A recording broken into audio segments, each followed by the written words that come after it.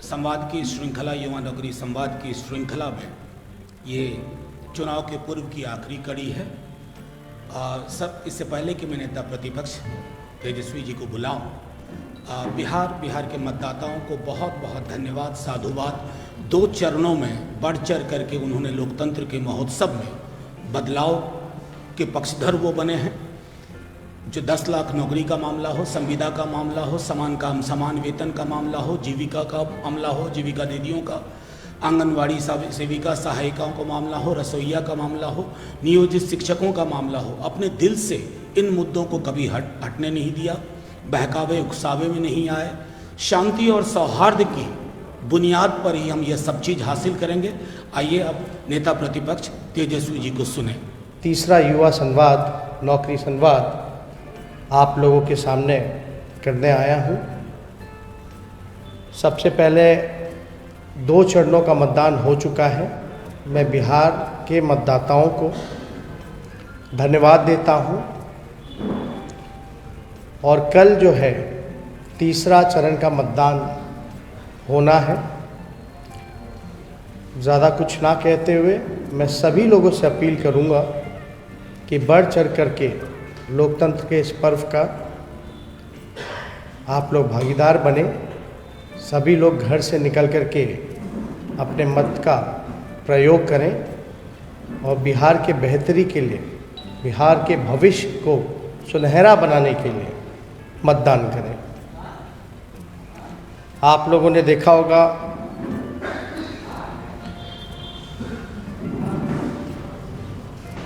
कि हमने जो भी चर्चाएं की, जो भी मुद्दे रखे, जो रोड मैप विजन के साथ आप सभी लोगों को हमने बताया। महागठबंधन के सभी साथियों ने ये बोला कि हम लोग 10 लाख सरकारी नौकरी देने की बात की। हम लोगों ने संविदा कर्मियों को नियमित करने की बात की। हमने नियोजित शिक्षकों के लिए समान काम समान वेतन की बात की। हमने बिजली के दरों को आधा करने की बात की। हमने जीविका दीदी, आशा कर्मी, आंगनबाड़ी सेविका, आंगनबाड़ी सहायिका, उर्दू शिक्षक, कार्यपालक सहायक, सांख्यिकी स्वयंसेवक, लाइब्रेरियन, रसोइया सहित तमाम अन्य साथियों को मानदेय बढ़ोतरी की बात की और नियमित करने की बात की। हम लोगों ने किसान, मजदूर, कृषि ऋण माफ़ करने की बात की, किसानों की बात की, नौजवानों की बात की,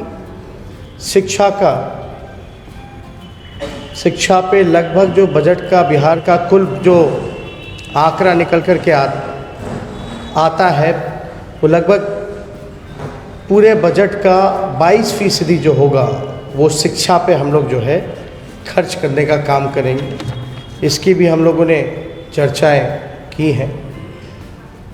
हमने किसान आयोग बनाने की बात की, व्यावसायिक आयोग बनाने की बात की, युवा आयोग और खेल आयोग बनाने की बात की है। हमने देश में हर राज्य में कर्पूरी श्रमवीर सहायता केंद्र बनाने की बात की। हमने सरकारी नौकरियों में स्थानीय नीति को लागू करने की बात की। लगभग 85% आरक्षण स्थानीय अभ्यर्थियों को सुनिश्चित हो, इसकी हम लोगों ने चर्चा की। मिथिलांचल में हम लोगों ने जननायक स्वर्गीय कर्पूरी ठाकुर के नाम पर एक विश्वविद्यालय की स्थापना की बात की। हम लोगों ने बिहार के सभी इलाकों, खास तौर पर सारहन, तिरहुत, सीमांचल, मिथिलांचल और कोसी में प्रतिवर्ष आने वाली बाढ़ के समाधान हेतु अंतर्राष्ट्रीय विशेषज्ञों के साथ मिलकर कार्य करने का निर्णय लिया है और इसकी भी हम लोगों ने चर्चा की है। हमने उपेक्षित सीमांचल और कोसी क्षेत्रों के स्वर्गीय विकास के लिए सीमांचल विकास आयोग और कोसी विकास आयोग की गठन करने की हम लोगों ने बात की है।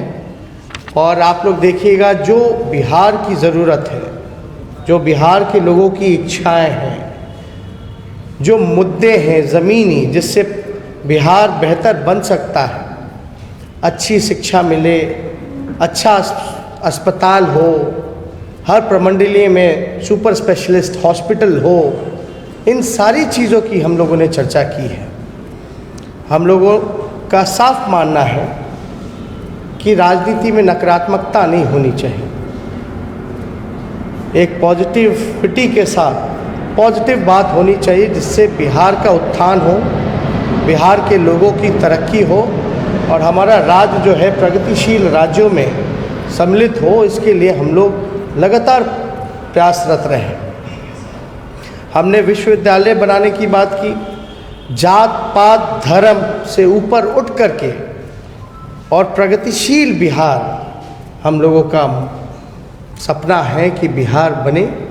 जात पात धर्म की राजनीति, नफरत फैलाने की राजनीति बहुत हो गई। अब जो होनी चाहिए, बिहार के उत्थान की बात होनी चाहिए, विकास की बात होनी चाहिए। लगातार लोगों का जो प्यार, समर्थन, आशीर्वाद और जो जन सैलाब हमारे रैलियों में देखने को मिला, साफ तौर पे ये दर्शाता है कि बिहार के लोग मौजूदा एनडीए सरकार, डबल इंजन की सरकार से ऊब चुके हैं। और मुझे पूरा भरोसा है कि मौजूदा जो सरकार है उसका जाना तय है और बिहार के लोग बदलाव चाहते हैं और बदलाव हो करके रहेगा।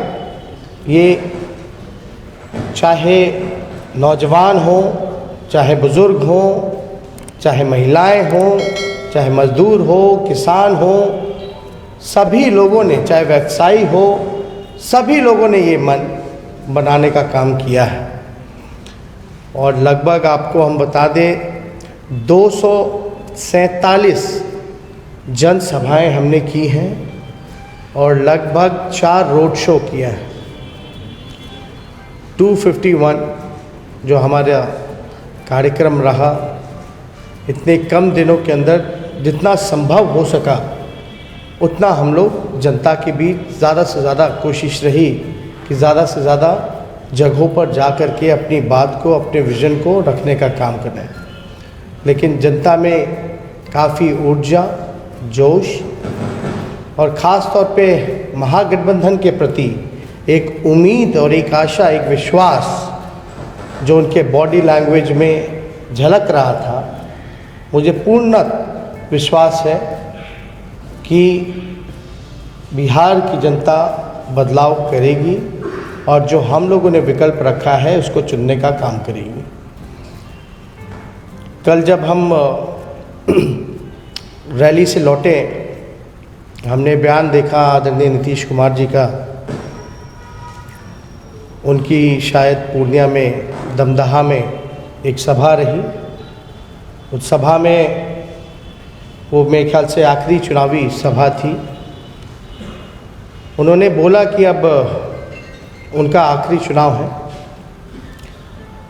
हम ये कहना चाहते हैं बिहार के लोगों को कि हम शुरू दिन से एक ही बात कहते रहे हैं कि बिहार के मुख्यमंत्री थक चुके हैं, बिहार उनसे संभल नहीं रहा है और लगातार हमने इस बात को बार बार दोहराने का काम किया क्योंकि मुख्यमंत्री जी इतिहास के बासी पन्नों में सिमट के रह गए और हम लोगों की चिंता वर्तमान और बिहार के भविष्य की थी।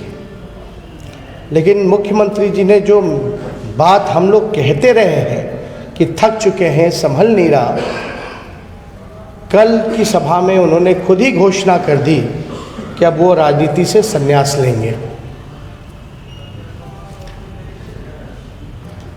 उन्होंने कहा कि संन्यास लेंगे, उनकी आखिरी चुनाव है। लेकिन हम ये कहना चाहते हैं बिहार के लोगों को, जो व्यक्ति का आखिरी चुनाव है उनको वोट देने का कोई मतलब नहीं है, क्योंकि आप देखिएगा कि कोई काउंटेबिलिटी नहीं रह जाएगी। अगर वो 5 साल बिहार बर्बाद होता है आगे का, तो जिम्मेवारी किस पे आएगी? यानी वो पहले से ही पल्ला जो है वो झाड़ने का काम कर रहे हैं। और अगर आप देखिएगा कि जो चुनाव लड़ेगा ही नहीं, उसको वोट देने का मतलब ही नहीं है। हम लोग लगातार इस चीज़ों को बड़ी मजबूती के साथ जनता के सामने रखा है कि 15 साल बिहार की जनता ने मौका दिया, फिर भी बेरोजगारी दर बिहार का 46.6, डबल इंजन की सरकार में। बिहार में अपराध बढ़ा, बिहार में भ्रष्टाचार बढ़ा, लगभग 60 घोटाले हुए, 30,000 करोड़ का बंटा ढार हुआ। आप देखिएगा बिहार में किसानों की स्थिति दयनीय हो गई, मजदूरों का अपमान किया गया। डबल इंजन की सरकार ने शिक्षा को चौपट कर दिया। यहाँ के अस्पताल खुद आईसीयू में हैं। हल्का सा पानी हो जाता है, सांप बिच्छू आईसीयू में घुस जाता है, पानी भर जाता है, कुत्ता जो है वो शव लेकर के अस्पताल से बाहर लेके चला जाता है। इस तरह की घटनाएं हम लोगों ने देखने का काम किया। और नीतीश कुमार जी का ये कहना कि उनका आखिरी है, तो आप समझ सकते हैं कि वो हार मान चुके हैं और हमारी बात को उन्होंने मोहर लगाने का काम किया। नीतीश जी को हम इतना कहना चाहेंगे कि अगर 15 साल आपने काम किया होता तो शायद ये ज़रूरत ना पड़ती। अभी भी ग्रेजुएशन के लिए 3 साल से भी ज़्यादा का समय लगता है, कंप्लीट नहीं हो पाता। बीपीएससी की स्थिति लेत लतीफ़ा किसी से छुपा नहीं है। कितने हमारे नौजवानों को कष्ट उठाना पड़ता है, रिज़ल्ट नहीं आ पाते हैं, 4 साल 5 साल, कुछ होता भी है तो उसमें भी धांधली होता है। तो पूरे सिस्टम को कहीं ना कहीं से नीतीश कुमार जी ने, मौजूदा डबल इंजन की सरकार ने पूरी तरीके से ख़त्म कर दिखा है। और यही कारण है कि नीति आयोग की रिपोर्ट में बिहार हर एक सूचकांक में फिसड्डी रहा है, चाहे शिक्षा हो, चाहे चिकित्सा हो या कोई भी मामला। यही डबल इंजन की सरकार कहती रही कि बिहार को विशेष राज्य का दर्जा देंगे, बिहार को विशेष राज्य का दर्जा नहीं मिला, बिहार को विशेष पैकेज नहीं मिला। इसलिए हम सभी लोगों से ये आश्वस्त करना चाहेंगे कि हमारी सरकार बनेगी तो जो चीज़ें हम लोगों ने आपके सामने शुरुआत में हमने जो रखा, जो हमारा विज़न है, जो संकल्प रहा, प्रण पत्र रहा, उसको हम लोग समय रहते उसको हम लोग पूरा करेंगे। और ये सच होने जा रहा है। इसलिए हम बिहार की जनता से ये अपील करेंगे कि जो विकल्प आप लोगों के सामने हम लोगों ने मजबूती के साथ रखा है, उसको आप लोग चुनने का काम करें। और मैं आश्वस्त करता हूँ कि लॉ एंड ऑर्डर से हम लोग कॉम्प्रोमाइज़ करने वाले नहीं हैं। जो भी दोषी होगा उस पर ठोस कार्रवाई की जाएगी। किसी भी दोषी को, साजिशकर्ता को हम लोग बख्शने का काम नहीं करेंगे। तो ज़्यादा कुछ हम नहीं कहना चाहते क्योंकि सारी बातें लगभग हम लोगों ने हर जगह पे समय समय पे हम लोगों ने करने का काम किया है। तो जितने भी हमारे सोशल मीडिया और हमारे जितने प्रेस बंधु हैं, जितने भी उपस्थित लोग हैं, उन सभी लोगों को हम धन्यवाद करना चाहेंगे। लेकिन आपको एक बात कह कर के हम अपनी बात को समाप्त करेंगे कि कुछ लोगों को अपनी व्यक्तिगत रूप से चिंता है कि उनको किसी तरीके से 5 साल मिल जाए।